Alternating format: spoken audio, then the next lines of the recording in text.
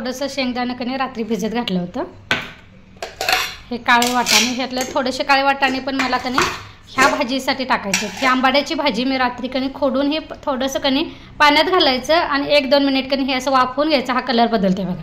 असा कलर बदलला कणी असंच ठेवायचं. म्हणजे कशी आंबाड्याची भाजी कणी आंबट असते, त्यामुळे आंबट चव थोडीशी कमी यायसाठी कणी असं करून ठेवायचं. तर हे मी कणी परत साध्या पाण्याने 2-4 वेळा धुणार आहे आणि त्यानंतर ह्यातलं पाणी पिळून घ्यायचं. ह्या कुकरमध्ये टाकायचं. तर ही वाटी कणी याच्यामध्ये ठेवायची. साईडनं सगळ्या भाजी ठेवायची, वाटीमध्ये ठेवायची. ह्यामध्ये मी पाणी घातलेलं आहे. वाटीत पण थोडंसं पाणी घालायचं. त्यानंतर साईडला जी भाजी आहे की नाही त्याला पण थोडंसं पाणी घालायचं. त्यानंतर झाकण लावायचं आणि 3 शिट्या द्यायच्या. बघ थांबा, टिकली लावून येते. हॅलो नमस्कार, मी प्रतिभा तुम्हा सर्वांचं स्वागत करते आपल्या चॅनलवर. तर आजचा दिवस मला खूप सुंदर जाऊन तुमच्या मनातील सर्व इच्छा पूर्ण. तर इथं मी आज कधी आंबाड्याची भाजी मी माझ्या पद्धतीने कशी करते हे दाखवणार आहे. तर त्यासाठी मी आंबाड्याची भाजी काळे वाटाणे आणि शेंगदाणे भिजत घातले होते ना रात्री, ते आता कुकरला लावलेले आहेत. कुकर होईपर्यंत मग इथे मी चहा सगळ्यांना दिलेला आहे. तर आता ही भांडी लावून घेऊया आणि चहाची कप पण ठेवूया. अजून आज मी फक्त आपल्याकडे कुकिंगचा व्लॉग दाखवणार आहे. म्हणजे मी आज काय काय जेवण करणार आहे दाखवणार आहे. चला तर कामाला सुरुवात करूया. चला तर पण भाजीचा कुकर होतं पण या दुसऱ्या कुकरमध्ये मी काळे वाटाणे पण टाकणार आहे. कारण मला हे खूप सर बनवायचं. ते पण मी रात्रीच भिजत घातले होते. थोडंसं पाणी टाकायचं आणि ह्याला चांगल्या 4-5 शिट्ट्या येऊ द्यायच्या, कारण काळे वाटाणे लवकर शिजत नाही. तर मी काळे वाटाणे शिजवून घेतलेले आणि छोट्या पातेल्यामध्ये काढून घेतलेले. आता त्याच कुकरमध्ये कणी मी डाळ फोडणीला टाकणार आहे. त्यासाठी साहित्य काढून बरेच दिवस मी कणी हे ऑनलाईन चॉपर आणलेलं, पण ह्याला कणी असं तडा गेलेला आहे. मी कणी वापरत नव्हते, वेळीनेच कणी कट करायचे. पण हे भारी आहे, अगदी उपयोगाचं आहे. मी ज्यावेळी चांगलं होतं पण त्यावेळी रोज वापरायचे, पण ते तडा गेल्यापासून कणी वापरायला नाही. चला आज कणी आता खाली वेळीवर कट नाही करणार, वरच कणी कट करणार. बघूया मी यामध्येच कणी टोमॅटो, लसणाच्या पाकळ्या आणि कोथिंबीर सगळंच बारीक एकदम करणार आहे. डायरेक्ट कुकरमध्ये फोडणीला टाकते. आता मी बाहेरचं सगळं आवरून आलेले आहे, कारण आज रविवार पण आहे आणि इकडे कणी ती पोळीची पौर्णिमा असते की नाही ती करतात इकडे. म्हणजे मी जिथं राहते की नाही त्या गावात सौंदर्याला यायला मला जाऊन लोक आले की नाही की आज पुरणपोळीचा नैवेद्य करतात. आणि आमच्या गावाकडचं बुधवारी झालं. ते कसं ग्रामदैवत जो असेल ना तोच वार पकडतात. म्हणजे आता इथं ज्योतिबाचं देवस्थान आहे म्हणून रविवारचंच. मग तुमची माई असो, माई म्हणजेच यात्रा किंवा असं पौर्णिमाचं काय असेल किंवा चैत्र असेल तर रविवारीच कधी ते सण करतात. तर इथे मी लसूण टाकते आणि थोडीशी कोथिंबीर पण टाकते आणि एकदम बारीक करेल. थोडीशी दुर्मिळ झाले सकाळ.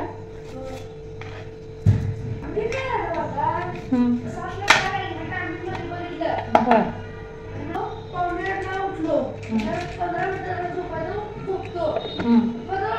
मग ते असं 15 मिनिट काय करायचं, ज्यावेळेस जागी त्याचं एकदा नंतर उठतं म्हणून झोपलं का नाही पिलो किंवा जाग येत नाही आणि उठायला पण होत नाही. त्यामुळे ज्यावेळी जाग येईल त्यावेळी पटकन उठायचं. एकदम असं बारीक उठल्यामुळे मी डाळ फोडणीला टाकून घेते. मध्ये आंबाड्याच्या भाजीचा कुकर पण झालेला आहे माझा. त्यामध्ये थोडीशी तुरीची डाळ घेते आणि तिथे पाण्यातून काढून घेते. आवड ठेवली त्यामध्ये तेल ओतायचं. थोडंसं आणि किलोची नाही तनूची पाण्याची बॉटल होती ती जुनी झालेली म्हणून मी हीच कधी तेलाला वापरली.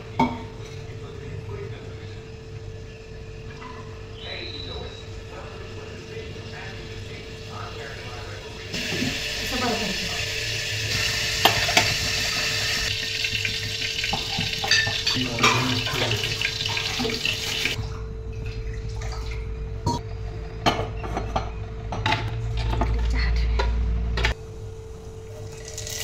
बरं मी आता वर ठेवत नाही, कारण अजून मला बाकीच्या भाज्या पण फोडणीला टाकायची. नाही तर सारखं का नाही वर खाली टाकायचं काय रे.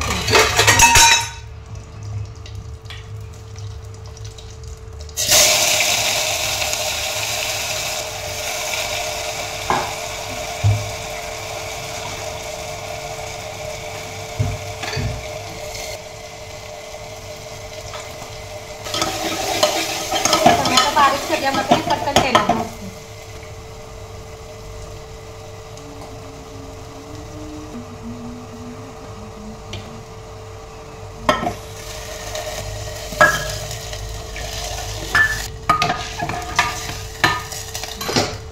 शिट्टी पण झालेली आहे. शिट्टी 4, 5, 6 शिट्ट्या देऊ शकता. डाळ जर गिर पाहिजे असेल तर 6 शिट्ट्या द्यायच्या.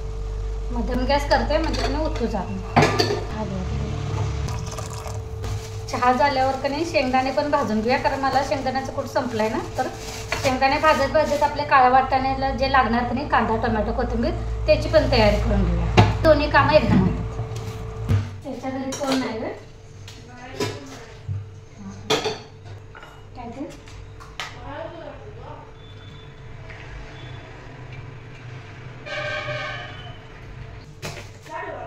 चहा ठेवलं झालं नाही.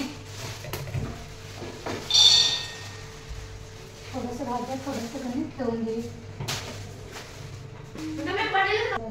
त्याला चहा घ्यायचा त्याचं शेंगदाणा वाटाणा पण शिजले आणि भाजी पण शिजली.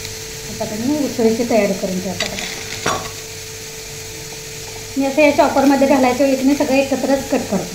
एकदम सोपं पडतंय आणि काही वेळ पण कमी खातो. वेळेवर चिरायचं म्हटलं तर आपल्याला कांदा एकदा चिरून घ्यायला लागतं, टोमॅटो एकदा चिरून घ्यायला लागतं, लसूण एकदा सोलून ठेचून किंवा बारीक चिरून घ्यायला लागतं. असं म्हणजे 3-4 वेळा काही प्रोसेस होते.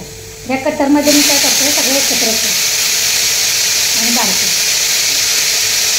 डाळीचा कुकर पण आपला पटकन घालायला. चहा पितोपर्यंत कमी डाळीचा कुकर.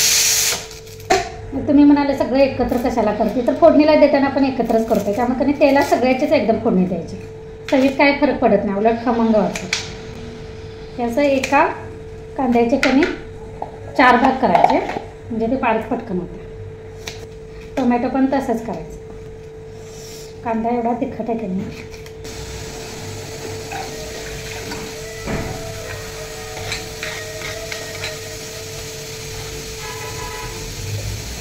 कोथिंबीर कधी पण कधी धुवून घ्यायची. कोथिंबीर असू दे, टोमॅटो असू दे. त्या चॉपरची मात्र कधी तुम्हाला सवय करून घ्यायला लागते.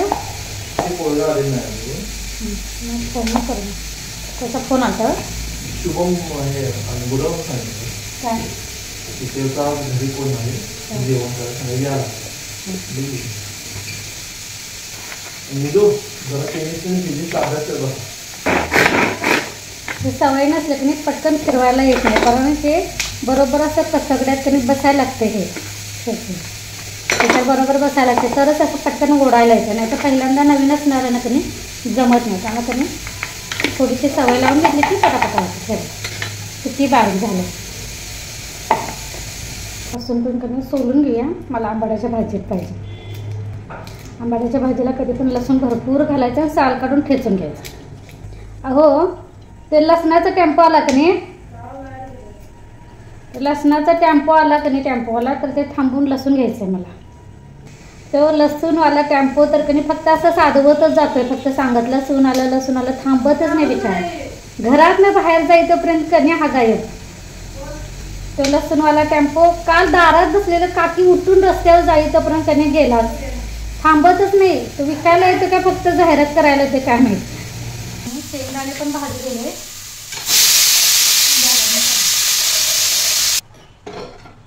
जे साल न काढताच कधी बारीक करते. बारीक पण एकदम नाही करत, अशी थोडीशी भरड करते म्हणजे दाताखाली आल्यानंतर कधी खमंग असला. कुकर पण उकळून देते.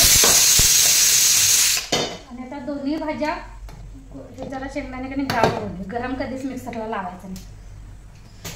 दोन्ही बाजूला भाज्या फोडणीला टाका. एका बाजूला आंबाड्याची टाक्या आणि एका बाजूला काळ्या वाटाण्याची. असं कधी कुस्करून घ्यायची. अशी बारीक करून कधी अशी गिर झालेली भाजी कधी चांगली लागते. हा आंबाड्याची भाजी कधी तिखट असतात. तिखट चांगला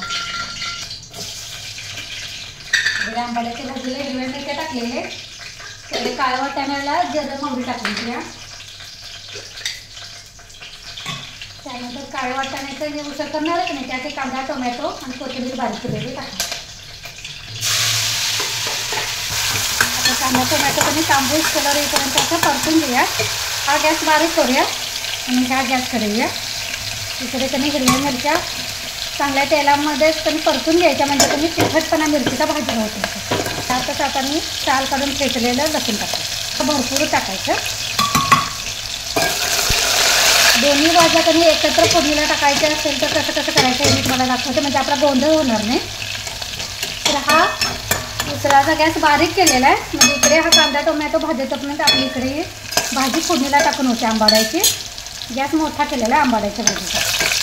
त्यानंतर आता ह्यामध्ये शिजवलेला कणी आंबाडा टाकायचा. त्यानंतर हे वाटाणा आणि शेंगदाणे पण ह्यामध्येच टाकायचं. चवीपुरतं मीठ टाकायचं.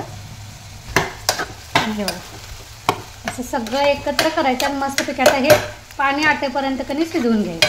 आता इकडे बघा, इकडे आता कांदा टोमॅटो पण आपला परतत आला आहे.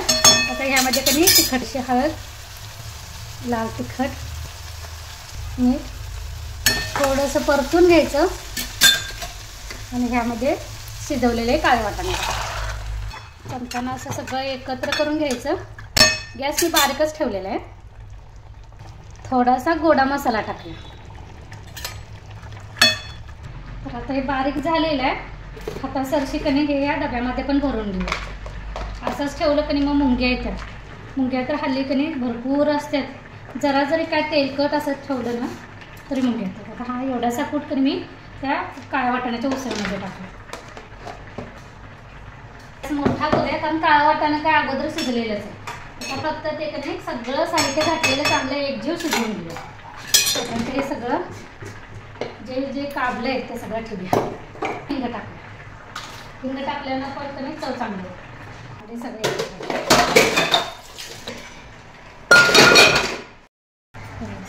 एकदम मस्त कधी अशी डाळ शिजलेली आहे. कसली छान डायरेक्ट पण कुकरमध्येच फोडणीला टाकलेली तरी पण कसली मस्त अशी घट्टसर अशी गुरगुरी डाळ तयार झालेली आहे.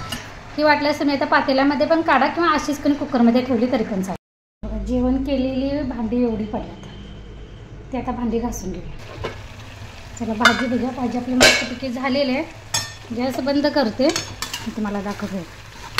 मस्तपैकी आपली काळ्या वाटाण्याची उसळ तयार झालेली आहे. आपली आंबाड्याची भाजी बघूया. ह्यात मी कणी थोडंसं अजून शेंगदाण्याचं कूट पण घातलं आहे. तर यामध्ये अजून पाणी आहे.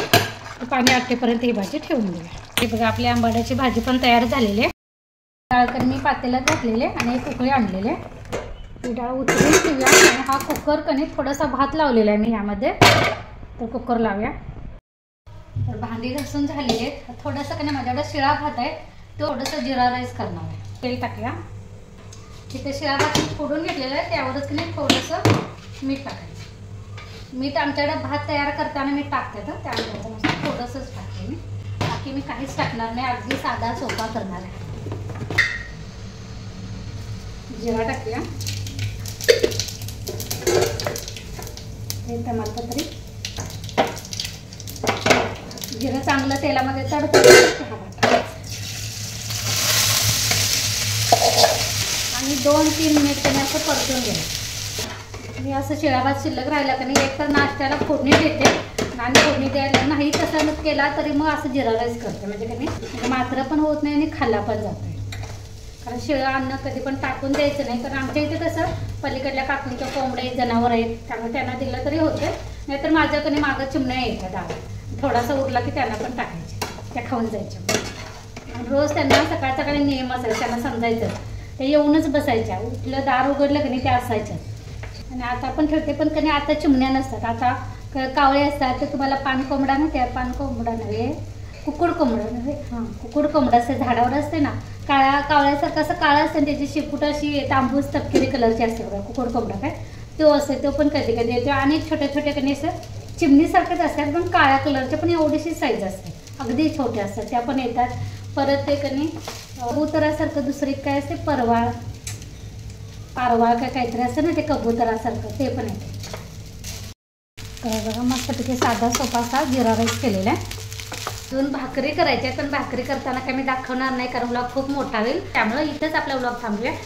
तर आजचा फक्त कुकिंगचा फूड ब्लॉग तुम्हाला कसा वाटला ते नक्की सांगा. माझे व्हिडिओ आवडत असतील ते लाईक शेअर आणि सबस्क्राईब करायला विसरू नका.